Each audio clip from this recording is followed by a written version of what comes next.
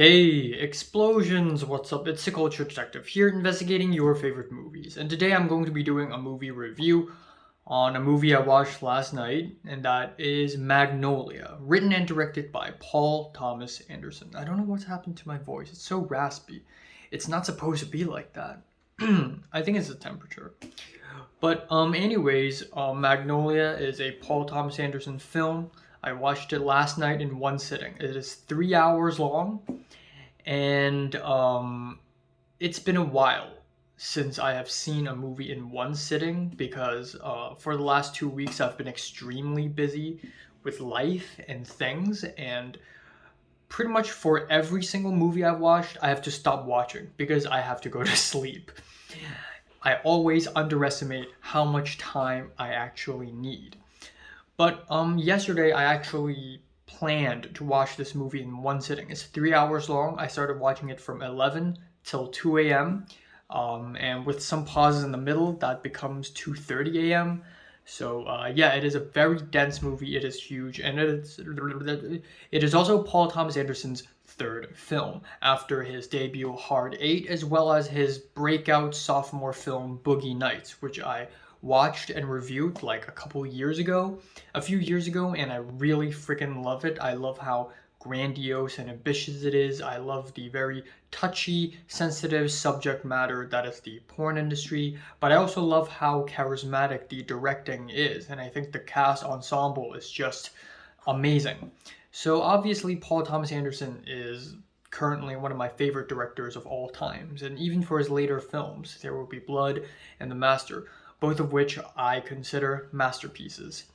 But anyways, back to Magnolia. This film is wow, how do I even describe this film?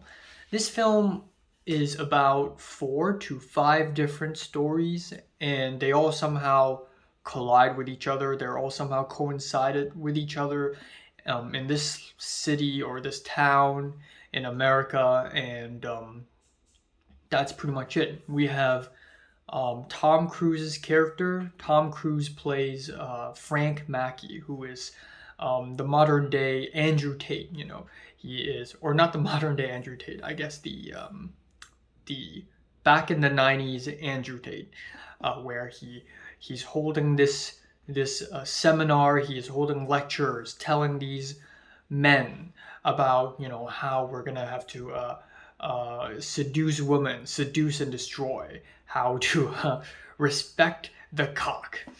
And then we have William H. Macy's character as a child prodigy, grown to be an adult, a closeted gay person who doesn't know what to do because he doesn't have any money on him. We have another child prodigy from the same talk show, from this What Do Kids Know show, where 3 kids have to fight 3 adults and answer a bunch of trivial questions. And so there's that. And then we have that talk show's host having cancer and not being able to reconcile with his daughter. And then his daughter is a cocaine addict, and she ran into this policeman who is played by John C. Reilly, and he is really great here. And this policeman is kind of a corrupt cop who doesn't do his job very well. So there are so many like minor storylines here and there. And then there's Phil, who is played by Philip Seymour Hoffman. He has to take care of a dying old man whose daughter is also in emotional distress throughout the entire film, and how this is all connected with the Tom Cruise character. So yeah, it's really difficult to pinpoint this movie and its plot because it's kind of all over the place, but all of these plot lines sort of coincide with each other throughout the film, essentially, is what happens. Now let's talk about the technical stuff of the film first. This is amazing, as expected from PTA. This film is expertly crafted. The dialogue is really well written. It's really well directed. And everything about this film just feels really crisp and clean. And I really like that. If there's one problem I have with the film in terms of a technical aspect, it would be the score. I think there are a few moments in the movie where it's just the same string section and it plays continuously for 20 minutes straight, which is kind of long. But aside from that, I love the cinematography. I love the wide-angled anamorphic lens. I like the crazy camera movements, the long takes. I just love this style a lot. And let's talk about the plot. Now, truth be told, I don't love the plot because I think I never get to feel personal with any of the characters. Even though this movie's 3 hours long, it still has more characters than a 3 hour long movie usually has. And every single character doesn't really have that many screen time, especially given how long every scene can be.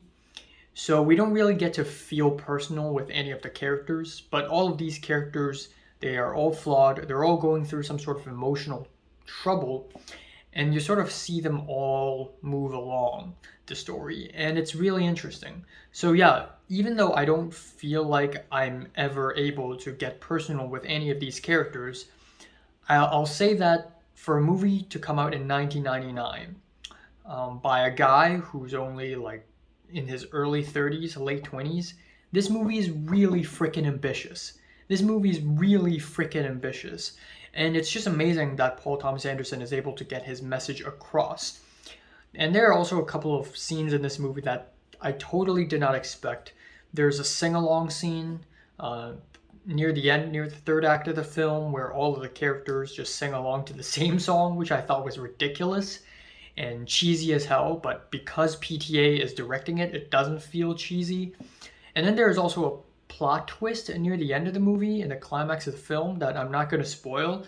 It's not really a plot twist, but it's a little plot point that I totally did not expect, and it's very interesting. It's my favorite scene in the film. Really, it's really great.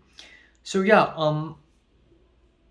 I really like this movie. I think this is I've seen 4 PTA films so far, and even though I really like this movie, I'll say that this is my least favorite from him so far, but that doesn't mean anything. It's still a really great film.